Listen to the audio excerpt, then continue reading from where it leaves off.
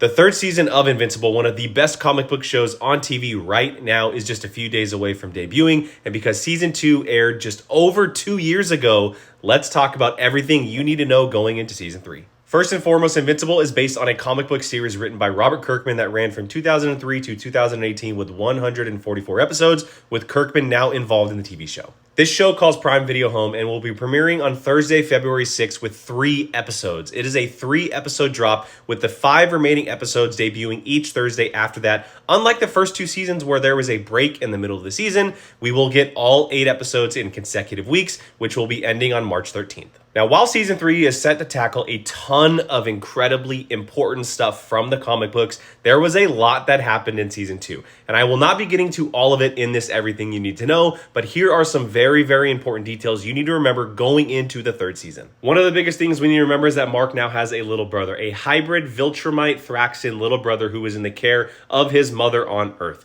As we learned last season, Omni-Man, once he left Earth, he went searching through the cosmos to try to find himself, eventually landing on a planet where he helped this alien race, becoming their leader and taking a wife where they had their son named Oliver. And after those events where Mark helped Nolan and the Thraxans with the impending doom that was the Viltrumites that were hunting Nolan down, they found out he was taking refuge there. They had this big giant fight that ended up with Omni-Man being captured and Mark being told that he needs to prepare Earth for the Viltrumites to come and do what they're supposed to do. Mark took his little brother to Earth to find refuge and to help him. And Cecil is wanting control of that little boy. And this is an important note to remember because season 3, a large chunk of season 3 is all about Mark versus Cecil. Season 2 featured a number of villains and a number of prominent storylines. We had the Mauler twins, we had the Martians, we had the Lizard League. But the most prominent villain that had the biggest impact on what was currently happening with Invincible, Mark Grayson and his family, was Angstrom. In the simplest of terms, Angstrom was essentially a multiversal villain who dealt with Mark on his own world,